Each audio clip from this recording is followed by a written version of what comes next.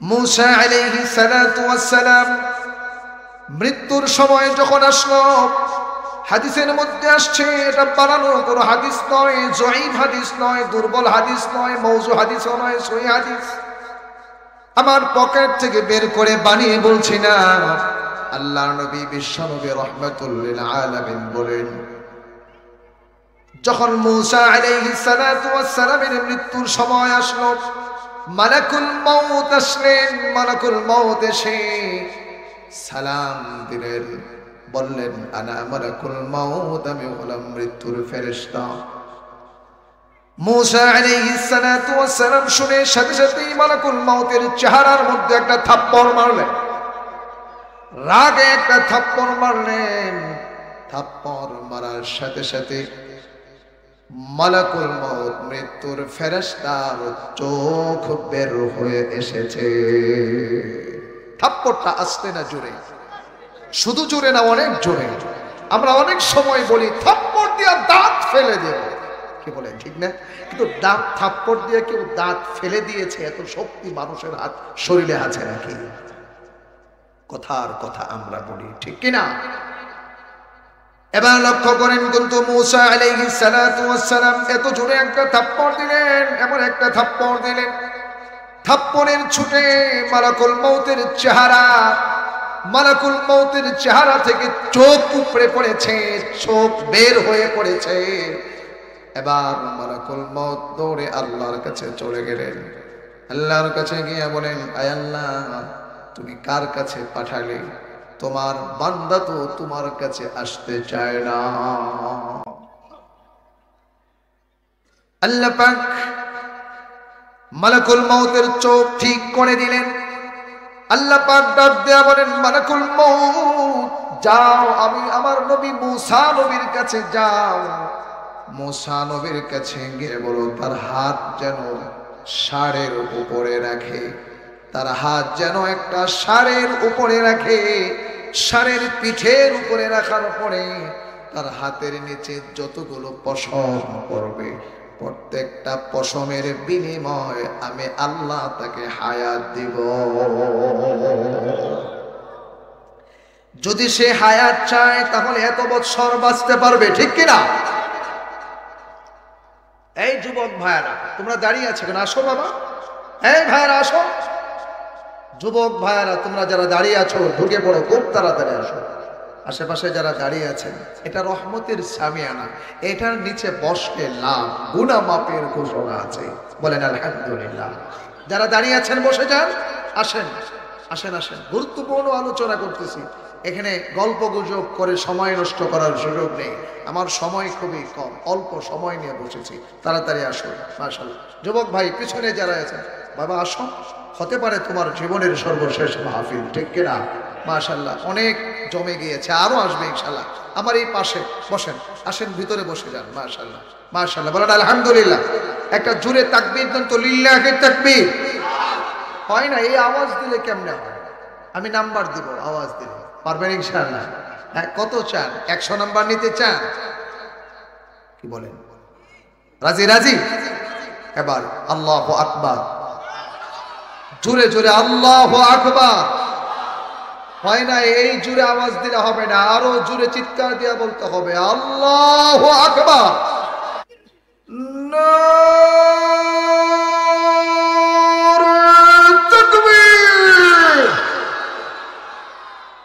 মাশাআল্লাহ, আল্লাহ আপনাদের জজবাকে কবুল করেন, সকলে পড়েন আমিন।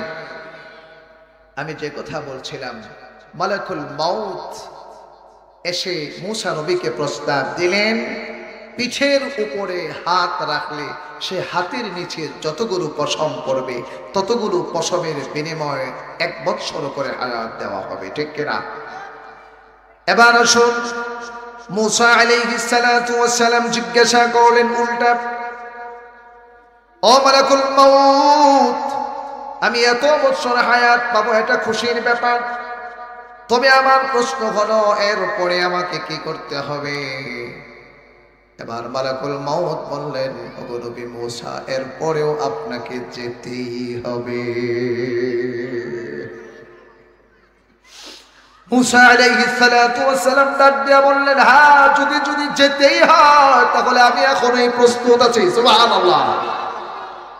এবার আমি আপনাকে প্রশ্ন করতে চাই, এখন এই মুহূর্তে যদি মালাকুল মউত আসে, আপনি কি প্রস্তুত কি প্রস্তুত না? কতটুকু প্রস্তুত আছেন? এবার আমি একটা প্রস্তুতির কথা আপনাদেরকে বলছি, শুনেন। কতটুকু প্রস্তুত আছেন লক্ষ্য করেন। ও মুসলমান ভাইয়েরা আমার, মালাকুল মউত যদি এখন এসে যায়, দুনিয়ার সমস্ত ঝামেলা থেকে আপনি মুক্ত হয়েছেন কিনা? আমরা আল্লাহ পাকের কাছে যত গুনাহ আল্লাহ নাফরমানি করলাম, নাফরমানিগুলা থেকে আমরা নিজেকে তওবা করে পরিষ্কার পরিচ্ছন্ন হতে পারলাম কিনা? হালাল হারাম বেঁচে চলতে পারলাম কিনা? আমাদের জীবনটা সেভাবে আমরা পরিচালিত করলাম কিনা? ও মুসলমান ভাই, এই তুমি এরকম করছো কেন? এই ছেলে, বারবার আমি দেখতেছি, শুধু বসো আমার দিকে তাকাও। এই ছেলে, আমার দিকে তাকাও। কোন শরীরের কোন লড়াচড়া নাই, ঠিক আছে? আল্লাহ পাক ডাক দিয়া বলেন, কুল্লু নাফসিন যায়িকাতুল মাউত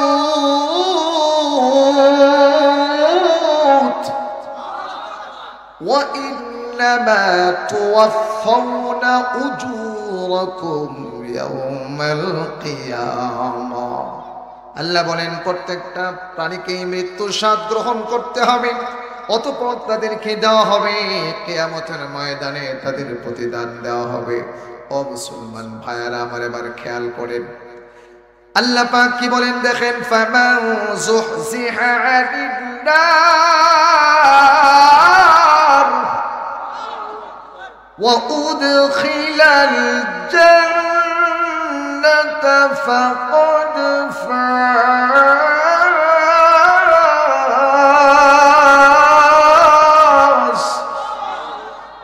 আল্লাহ পাক এবার কি বলেন লক্ষ্য করেন, মৃত্যু তো আমরা বরণ করলাম, মরেতে যাব, কিন্তু মরবো যে, মরার পরে আমাদের জায়গাটা কোথায় হবে বুঝতে হবে।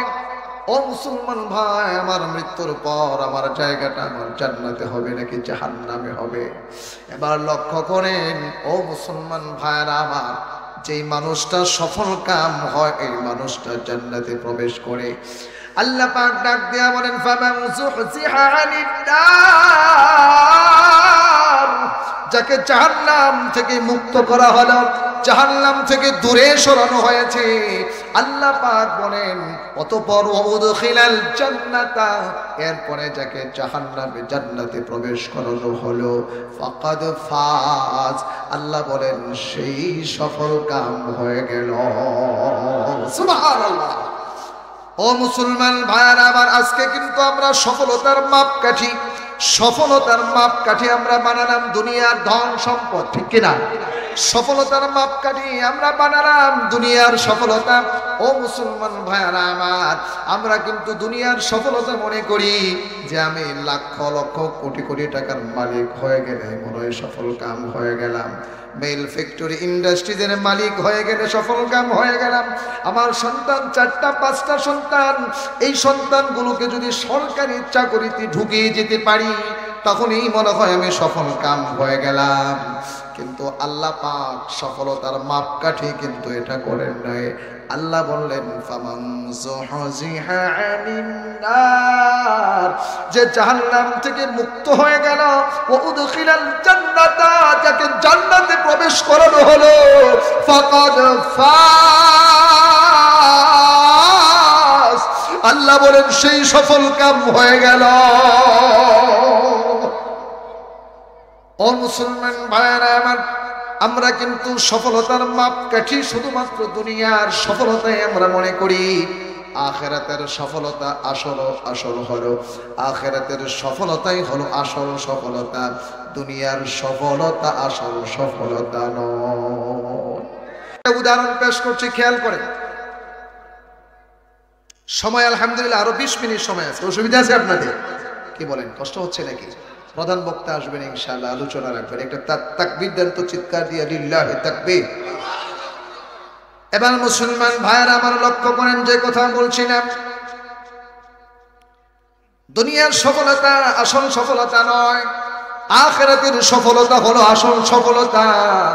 এই কথাটা বোঝানোর জন্য আমি একটা উদাহরণ পেশ করছি আপনাদের সামনে, খেয়াল করেন। আপনাদের এলাকার দুইজন মানুষকে আমি দুই দিকে রাখবো, দুই দিকে দুইজনকে রাখবো, খেয়াল করেন, মনোযোগ সহকারে এই উদাহরণটা বুঝতে হবে। তাহলে আপনারা সফল কাম কে আর কে ব্যর্থ এটা নির্ণয় হয়ে যাবে। এবার লক্ষ্য করেন, একজন মানুষ আপনাদের এলাকায় এমন আছে যেই মানুষটা হাজার হাজার কোটি টাকার মালিক, যেই মানুষটা ম্যানুফ্যাকচারিং ইন্ডাস্ট্রিজের মালিক, যেই মানুষটা অনেক সম্মানের অধিকারী, যেখানে যায় সেখানে মানুষ তাকে সালাম করে, যেখানে যায় সেখানে মানুষ চেয়ার ছেড়ে দিয়া তাকে বসতে দেয়। এমনকি মসজিদের সভাপতির পদ তাকে দেওয়া হয়েছে, মাদ্রাসার সভাপতি সাহেবের পদ তাকে দেওয়া হয়েছে, এমনকি স্কুলের ম্যানেজিং কমিটির মধ্যে তাকে পদ দেওয়া হয়েছে। যেখানে সে যায় সেখানেই তাকে সম্মানের আসন দেওয়া হয়। আপনারা কিন্তু মনে করেন না আমি মসজিদের সভাপতি সাহেবের বিরুদ্ধে কথা বলতেছি না, মাদ্রাসার সভাপতি সাহেবের বিরুদ্ধে কথা বলছি না। একটা উদাহরণ দেখালাম। উদাহরণ হলো যে এমন একটা মানুষ, যেই মানুষটা এত এত কোটি টাকার মালিক, যেখানে যায় সবাই তাকে সম্মান করে, ইজ্জত করে। এমনকি এই মানুষটা যদি প্রধানমন্ত্রীর কাছে সুপারিশ করে, তার সুপারিশটা প্রধানমন্ত্রী তাকে উপেক্ষা করতে পারে না, তার ওই উপেক্ষা না করে তার সুপারিশটা কবুল করে নেয়। তার মানে খুব উচ্চাঙ্গের উচ্চ মানের একজন ব্যক্তি। এই মানুষটা দেখা গেল মারা যাওয়ার পর তার জন্য জাহান্নাম নির্ধারণ হয়ে গেছে। এবার লক্ষ্য করেন, এটা হলো এক শ্রেণীর মানুষ। আরেক শ্রেণীর মানুষ ধরেন একজন ব্যক্তি, যেই মানুষটা দেখতে তেমন কোনো সুন্দর না, কালো কুশ্রী। খেয়াল করে, যেই মানুষটা দেখতে তেমন হ্যান্ডসাম নয়, এর যুবক, মাপকাঠি, সফলতার মাপকাঠি দুনিয়ার সম্পদ আর লোভ লালসা নয়, দুনিয়ার কোনো কিচ্ছু নয়, চাকচিক্য নয়। এবার লক্ষ্য করেন, একজন ব্যক্তি, যেই মানুষটা কালো, বেটে, দেখতে তেমন ভালো না, চেহারার মধ্যে কোনো গ্লেজ নাই, শরীরের মধ্যে গোশত নাই। একজন মেয়ে বিবাহ দিতে চাইলেও মানুষ তার কাছে বিবাহ দিতে চায় না। এমনকি তার ম্যানুফ্যাকচারিং ইন্ডাস্ট্রিজ কোনো কিছু নাই, টাকা পয়সার মালিক না, অর্থ করি না, কিচ্ছু নাই।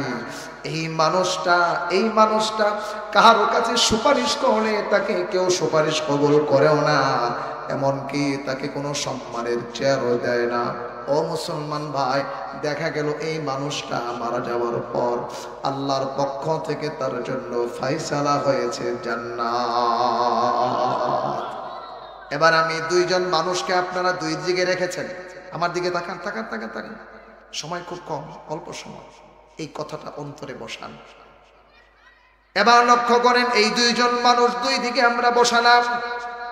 এবার আপনি বলুন তো দেখি, কোন মানুষটা সফল কাম? বলেন বলেন বলেন, প্রথম জন না দ্বিতীয় জন? এবার জোরে চিৎকার দিয়ে বলেন, প্রথম জন না দ্বিতীয় জন? এই জন্যই আল্লাহ বললেন, শোনো, দুনিয়ার সফলতা আসল সফলতা নয়।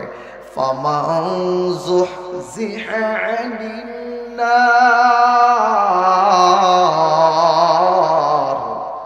আল্লাহ বলেন, যে ব্যক্তিকে জাহান্নাম থেকে দূরে সরানো হলো, জাহান্নাম থেকে মুক্ত করা হলো, এরপরে ওয়াউদখিলাল জান্নাতা, এরপরে তাকে জান্নাতে প্রবেশ করানো হলো, ফাকাদ ফাজ, আল্লাহ বলেন সে সফল কাম হয়ে গেল। আল্লাহু আকবার। এবার আমি জানতে চাই, আমরা কি দুনিয়ার সফলতা চাই না আখিরাতের সফলতা? এই আওয়াজ দেয়া হবে না, জোরে চিৎকার দেয়া বলতে হবে, আমরা দুনিয়ার সফলতা চাই না আখিরাতের সফলতা চাই। এবার আরো জোরে চিৎকার দেয়া বলেন, আমরা দুনিয়া চাই না আখিরাত চাই। এবার আবার বলেন, আমরা কি জান্নাতে যেতে চাই নাকি জাহান্নাম চাই? আমরা সুখের ঠিকানা চাই নাকি দুঃখের ঠিকানা চাই? আমরা জান্নাতে যদি যেতে চাই তাহলে অবশ্যই যেই মানুষটা জান্নাতে ঢুকলো ওই মানুষটা সফল কাম হয়ে গেল। আর সফল কাম হতে হলে অবশ্যই আমাদেরকে কিছু কাজ করতে হবে। বলেন বলেন বলেন, ঠিক কিনা ঠিক কিনা? এবার আসুন আমি যেই কথাটা এবার আপনাদেরকে বলবো লক্ষ্য করুন। জান্নাতে যেতে হলে যেই মানুষটা জান্নাতে যেতে চায় ওই মানুষটা, যেই মানুষটা জান্নাতে যায় ওই মানুষটা সফল কাম। আর যেই মানুষটা সফল কাম ওই মানুষটা সফলতা অর্জন করতে হলে অবশ্যই অবশ্যই তাকে কিছু কাজ করতে হবে। ও মুসলমান ভাই, এই কাজ কিন্তু মনের মন গাহি, মনের চাহিদা জিন্দেগির কাজ নয়, শয়তানের পদাঙ্ক অনুসরণ করে কাজ নয়। আমার আল্লাহ পাকের পক্ষ থেকে যে হুকুম আপনা আমার জন্য দেওয়া হয়েছে সেই হুকুম মানার মধ্যেই হলো সফলতা। এবার মুসলমান ভাইরা আমার লক্ষ্য করুন, তাহলে এবার বুঝুন আমরা সফল কাম হতে চাই, ঠিক কিনা? আমরা সফলতা অর্জন করে কোথায় যেতে চাই? জান্নাতে যেতে চাই। এবার আসুন সফলতা অর্জন করার জন্য ইবাদত ছাড়া সফলতা অর্জন করা যায় না।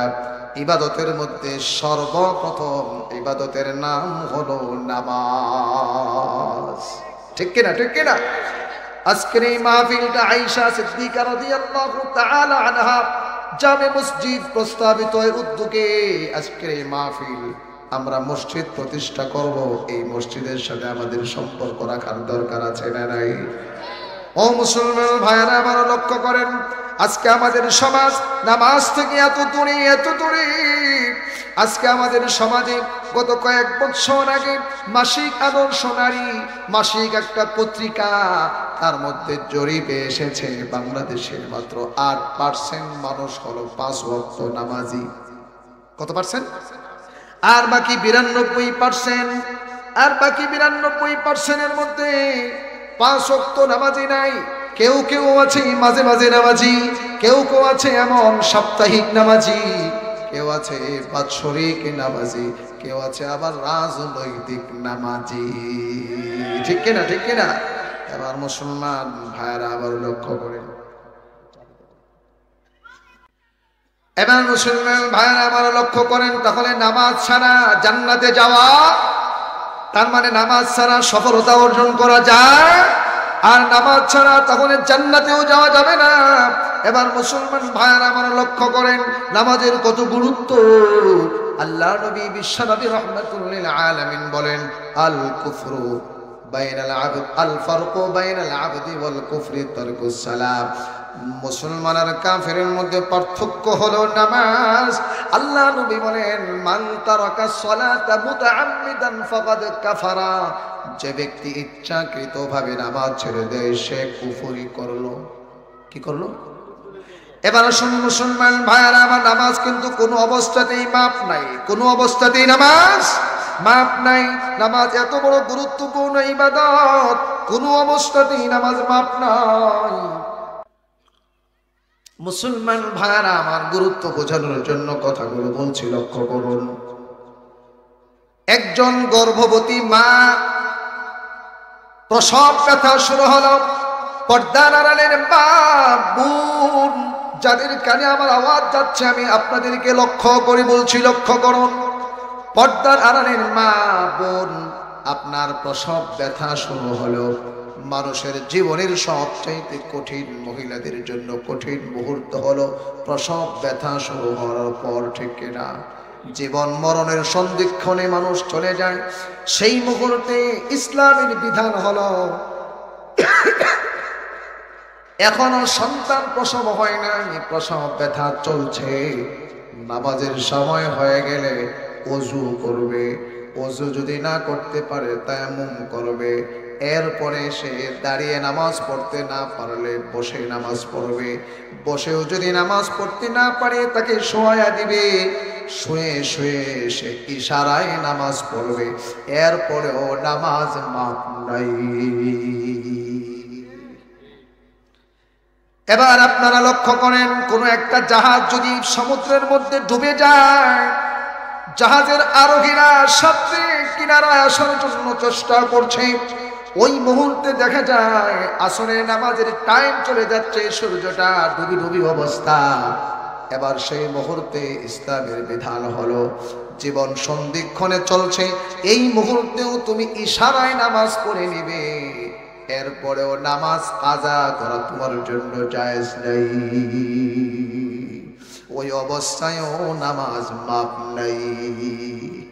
ও মুসলমান ভাইরা আমার, উলামায়ে কেরাম এখানে অনেক আছেন, আপনারা জানেন জিহাদের ময়দানে কাফেরদের মোকাবেলায় যুদ্ধ চলছে, ওদিক থেকে গুলি আসতেছে, এদিক থেকেও গুলি মারা হচ্ছে, বোমা নিক্ষেপ করা হচ্ছে, এই কঠিন মুহূর্তেও জিহাদের ময়দানে কঠিন অবস্থা চলছে। যদি নামাজের সময় হয়ে যায়, নামাজের সময় চলে যাচ্ছে, সেই মুহূর্তে ইসলামের বিধান হলো দুইটা ভাগে বিভক্ত হয়ে যাও। একটা ভাগ ইমাম সাহেবের, একজন ইমামের পিছনে 2 রাকাত নামাজ পড়ে তারা চলে যাবে জিহাদের ময়দানে, বাকি যারা জিহাদের মধ্যে ছিল তারা এসে আবার ইমামের পিছনে বাকি 2 রাকাত আদায় করবে, এভাবে তাদের নামাজ পূরণ করবে। এরপরেও জিহাদের ময়দানেও জীবনের ঝুঁকি মুহূর্তেও ওই মানুষটার জন্য নামাজ মাফ না। এর যুবক, যারা নামাজটাকে ছেড়ে দাও, চাষতলে বসে সময় নষ্ট করো, নামাজ ছেড়ে দিলা, ফেসবুকের মধ্যে চিটিং করতেছো, নামাজের খবর নাই, আজান হলো, আজানের আওয়াজ কানে যায়, কিন্তু বসে বসে আড্ডার মধ্যে সময় নষ্ট করলা, নামাজটা কিন্তু মাপ নাই। নামাজ ছাড়া কখনো সফল কাম হওয়া যায় না, নামাজ ছাড়া কখনো জান্নাতেও যাওয়া যাবে না। কষ্ট হচ্ছে আপনাদের? অসুবিধা আছে? একটু খেয়াল করেন, মনোযোগ সহকারে যেভাবে কথাগুলো শুনছেন, আলহামদুলিল্লাহ আমার কাছে মনে হচ্ছে আল্লাহর পক্ষ থেকে রহমত নাজিল হচ্ছে, আলহামদুলিল্লাহ। আপনাদের মনোযোগ আল্লাহ যেন কবুল করে নেন। ও মুসলমান ভাইরা আমার, লক্ষ্য করেন, এই যে নামাজ, দুনিয়ার মধ্যে সফলতা অর্জন করতে হলে নামাজ ছাড়া মুক্তি নাই, নামাজ ছাড়া কখনো সম্ভব নয়। এবার আসুন ও মুসলমান ভাই, আপনাকে যখন কবরের মধ্যে রাখা হবে, কবরের মধ্যে সর্বপ্রথম পরীক্ষা হবে নামাজের। এবার লক্ষ্য করেন, হাদিস থেকে আপনাদেরকে শোনাচ্ছি, আবু দাউদ শরীফের হাদিসের মধ্যে আসছে, কবরের মধ্যে যখন কোনো মানুষকে রাখা হয়, এই মানুষটাকে যখনই রাখা হয়, পুরুষ হোক বা নারী হোক, এই মানুষটা নামাজি ছিল কি নামাজি ছিল না, এই মানুষটার পরীক্ষার জন্য তার জন্য ব্যবস্থা করা হয় কি? লক্ষ্য করেন, সর্বপ্রথম পরীক্ষা যখন মুনকার নাকির আসে, তার ভিতরে রূহ দিয়া তাকে বসায়, ওয়াজলুসু ওয়ায়ামসাহু আইনাইহি, এই মানুষটা বসে, এরপরে তার চোখটা মলতে থাকে। ও মুসলমান ভাইরা আমার, চোখ কেন মলতে থাকে? এই মানুষটা নামাজি ছিল, এই মানুষটা ঘুম থেকে জাগ্রত হয়েছে মনে করে। এবার লক্ষ্য করে, ওই যে সূর্যটা পশ্চিম দিকে ডুবি অবস্থা, সূর্যটা ডুবে যায় অবস্থায় ওই মানুষটা লক্ষ্য করে আসরের নামাজের টাইমটা চলে যাচ্ছে। ও মুসলমান ভাইরা আমার, আসরের নামাজের টাইম চলে যায়, ওই মানুষটা ঘুম থেকে জাগ্রত হইয়া চোখ বলতে ডাক দিয়া বলে, ও মুনকার নাকির, আল্লাহর ফেরেশতারা বসো, আমি এখনো নামাজ পড়ি নাই, আসরের নামাজের টাইম চলে যায়, আসরের নামাজের টাইমটা চলে যায়, তাড়াতাড়ি আমাকে ছাড়ো, আমি ওযু করব, এরপরে আমি নামাজ পড়ব, তারপরে তোমাদের প্রশ্নের জবাব দিব।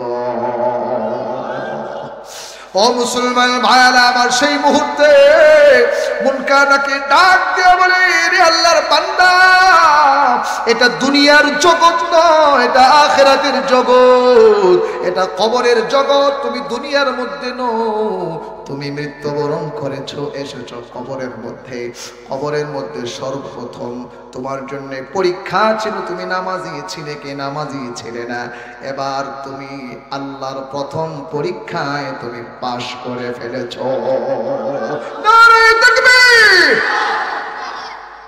এবার মুসলমান ভাইরা আমার, তখন বুঝতে পারলাম কবরের সর্বপ্রথম হিসাব, কবরের সর্বপ্রথম পরীক্ষা হবে নামাজের। কিসের পরীক্ষা হবে? সবাই বলেন, সবাই বলেন, আরো জোরে বলেন। ও মুসলমান ভাই, কিয়ামতের ময়দানে আপনি উঠবেন, কিয়ামতের ময়দানেও সর্বপ্রথম হিসাব হবে নামাজের। ও মুসলমান ভাইরা আমার, কবরের মধ্যে মনস্তাত্ত্বিক পরীক্ষা হলো নামাজের। এবার হাসরের ময়দানে আপনি যখন উঠবেন, এই হাসরের ময়দানে মানুষগুলো এমন অবস্থায় উঠবে, তামা তামা দ্বারা পরিবর্তন আল্লাহ তাআলা জমিনকে করে দিলেন। এই জমিনের উপরে মানুষ উঠলো, মানুষের পায়ের মধ্যে জুতা নাই, নাঙ্গা দেহ, শরীরটা অবস্থা এমন। ও মুসলমান ভাই, মানুষের মাথার উপরে সূর্য আসলো, 1 মাইল উপরে সূর্য এসেছে, এই সূর্যর মাথা মানুষ নিচে পেরেশান। এমন অবস্থায় আমার আল্লাহ সর্বপ্রথম পরীক্ষা করার জন্য একটা কাজ করবেন। আমার আল্লাহ কোরআনের মধ্যে কথাটাই বললেন, ইয়াউমা ইউকশাফু আন সাকিন ওয়া ইউদআউনা ইলা সুজুদি ফালা ইস্তাতিউন خاشعة أبصارهم ترهقهم ذلة وقد كانوا يدعون إلى السجود وهم سالمون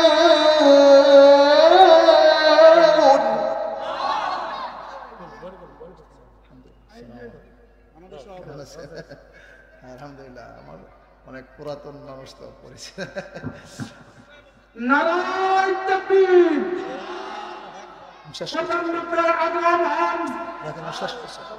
শুভেচ্ছা স্বাগতম। নারায়ে তাকবীর। আলহামদুলিল্লাহ, আমাদের আজকাল সভাপতি সাহেব আমাদের মাঝে উপস্থিত হয়েছেন, তাই আমরা সকলে মাহফিলের প্রান্তরে এসে যাই ইনশাআল্লাহ। আলহামদুলিল্লাহ। প্রধান